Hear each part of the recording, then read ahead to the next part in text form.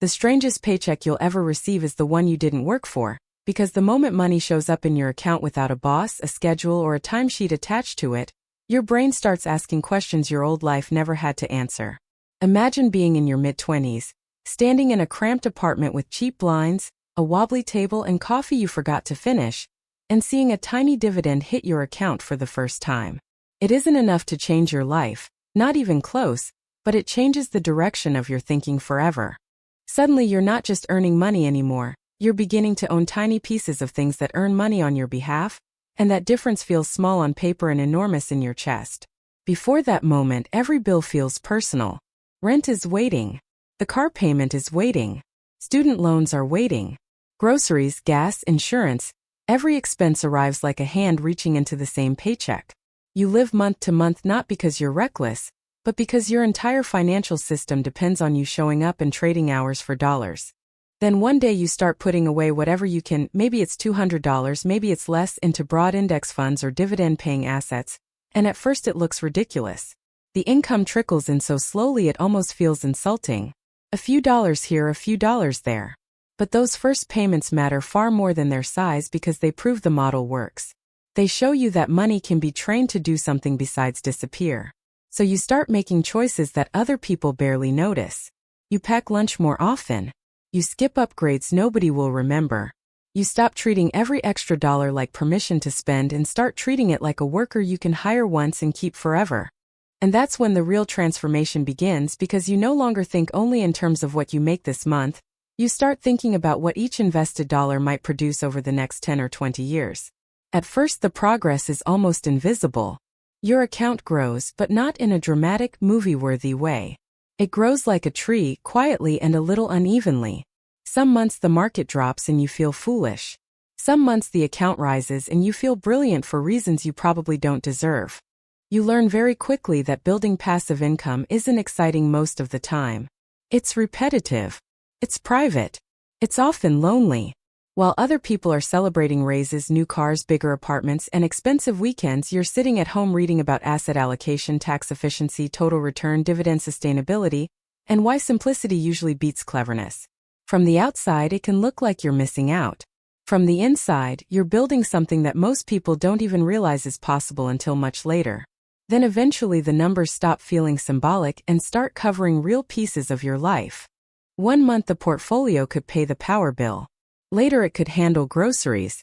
Eventually, on paper at least, it can carry your rent. That doesn't mean you quit your job right away. It means the pressure changes. You walk into meetings a little straighter. You stop hearing every manager comment as a threat to your survival. You begin to separate your identity from your employer, because your entire future is no longer sitting in one paycheck. That is a kind of freedom people underestimate. It's not fireworks. It's subtler than that. It's the quiet relief of knowing a bad month at work doesn't automatically become a life emergency. As the years go on, your salary may still rise, and maybe you add side income, consulting, freelancing, or a small business, but something deeper happens beneath the surface. You stop chasing every promotion just because it exists. You begin valuing control over your time more than status. You notice that some jobs pay more but demand your evenings, your weekends, your attention, your health. And when your investments are steadily growing in the background, you finally have the power to say no.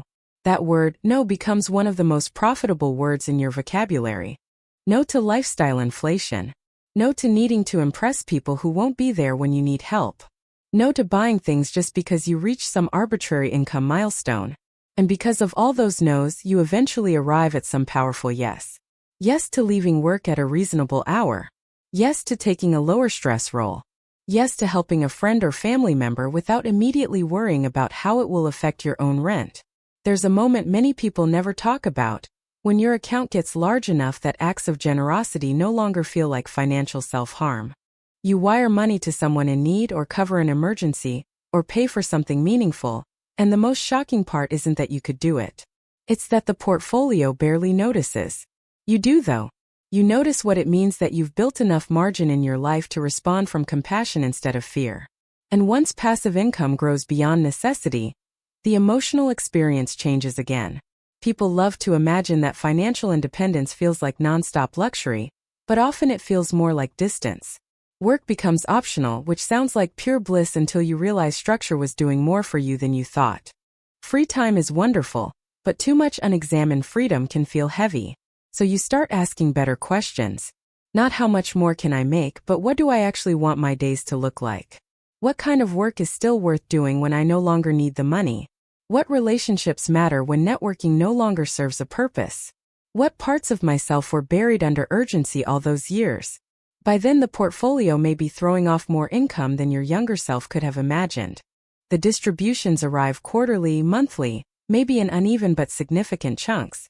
Index funds, rental income, private investments, business ownership, whatever mix got you there. The remarkable part is that your day is no longer organized around feeding the machine. The machine is already running. And oddly enough, that can make life feel both lighter and more serious. You become more aware of how you spend your time because you can no longer blame scarcity for every decision. The excuses fall away. So does some of the noise. You may still live well below what you can afford. You may still wear simple clothes, drive practical cars, and keep your financial life mostly private. Not because you're pretending, but because at some point you realize that real wealth is less about display and more about invisibility. It's the ability to make choices without asking permission from a paycheck. It's the ability to walk away, to rest, to help, to think, to be present. And if you ever look back, what you'll remember most probably won't be the largest account balance or the biggest distribution. It'll be that first tiny payment, the one that looked almost laughable at the time, the one that taught you money could arrive for a reason other than labor. That was the beginning of everything. Not because it made you rich overnight, but because it introduced you to a different set of rules, a slower game, and a longer horizon than most people ever give themselves the chance to play. So if you're at the beginning, staring at a number that seems way too small to matter, don't underestimate it. Small recurring proof can become a completely different life if you protect it, repeat it, and give it time. If this hit home, drop a comment with the first passive income goal you're chasing. And if you want more videos on money, investing, and building real freedom one decision at a time, make sure to like, subscribe, and I'll see you in the next one.